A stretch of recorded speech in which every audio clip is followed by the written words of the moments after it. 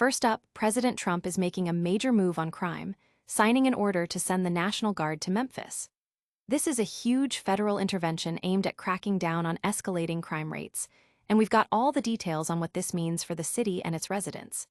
The president is deploying a massive task force, pulling in the FBI, DEA, and more, promising a dramatic drop in crime.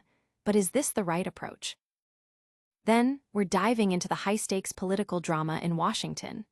President Trump is telling Republicans to go it alone on a crucial funding bill, urging them to cut Democrats out of the process.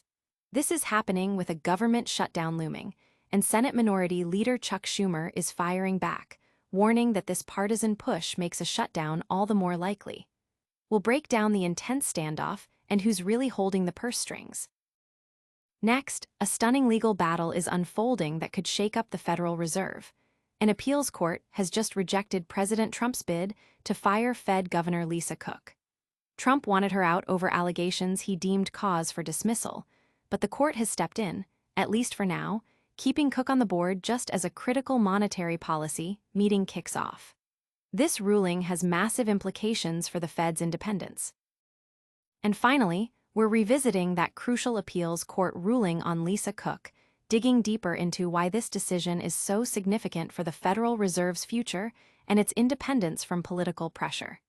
Don't miss a second of this action-packed episode. Make sure you're subscribed and hit that notification bell so you never miss an update. Let's go. Trump deploys National Guard to Memphis in crime crackdown. This is a major escalation in the fight against rising crime. President Trump has officially signed an order to deploy the National Guard and a host of federal law enforcement agencies to Memphis, Tennessee.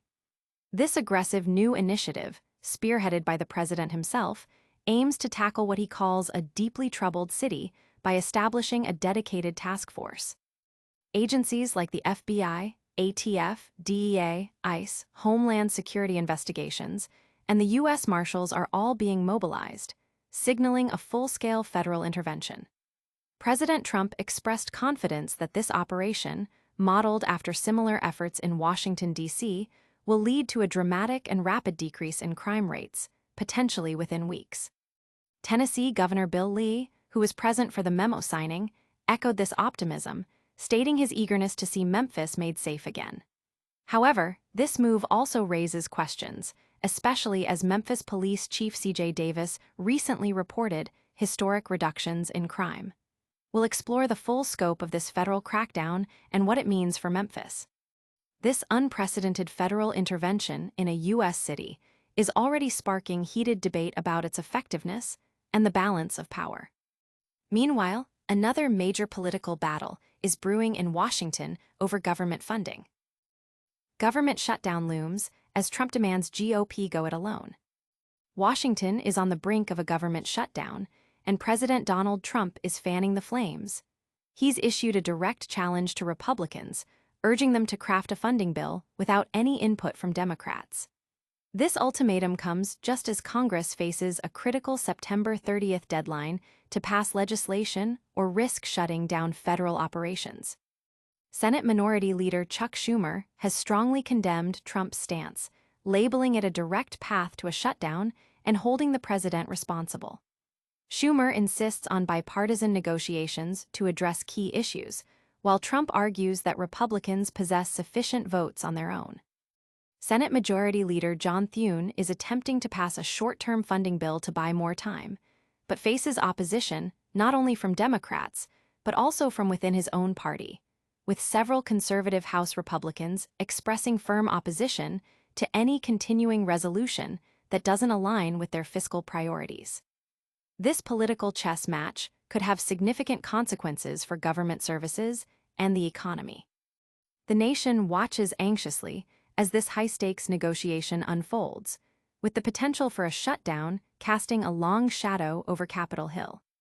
But the political drama doesn't stop there. A major legal battle is heating up at the Federal Reserve. Appeals court blocks Trump's attempt to fire Fed Governor Lisa Cook, a significant legal victory for the independence of the Federal Reserve. A federal appeals court has ruled that President Donald Trump cannot remove Fed Governor Lisa Cook from her position.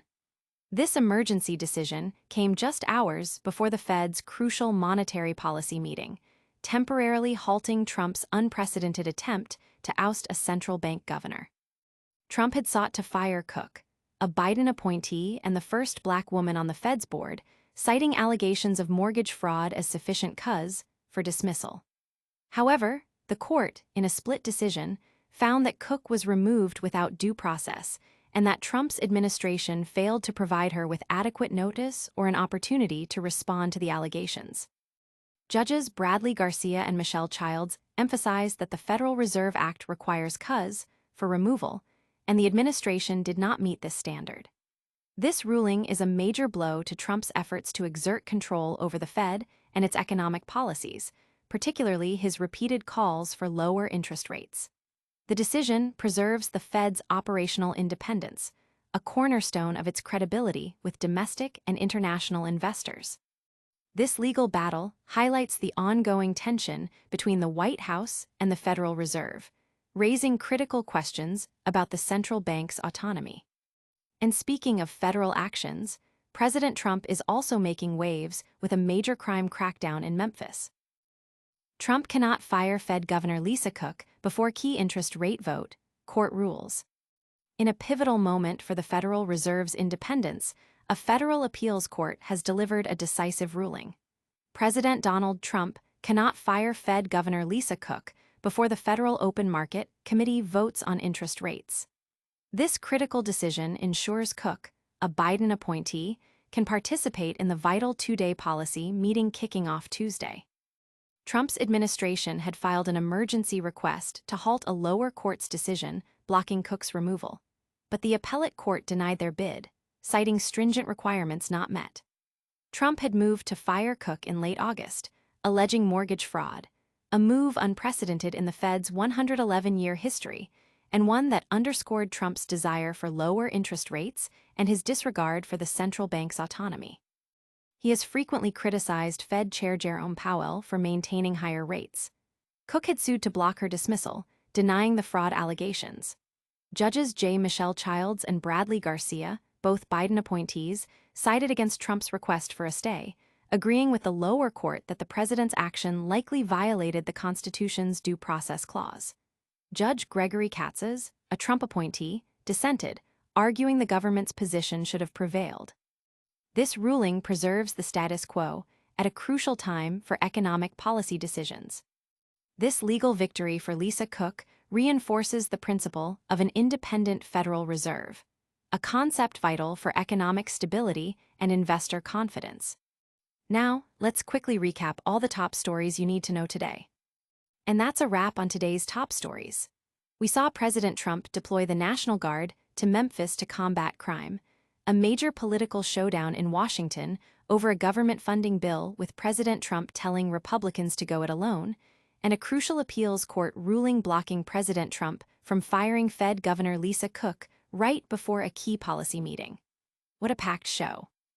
Don't forget to like this video if you found it informative, subscribe to FlickPop for all your breaking news updates, and hit that notification bell so you never miss a beat. Ring it. Ring it. Also, let us know your thoughts on these stories in the comments below, and give us a follow on all our social media channels for more exclusive content. We'll see you in the next one.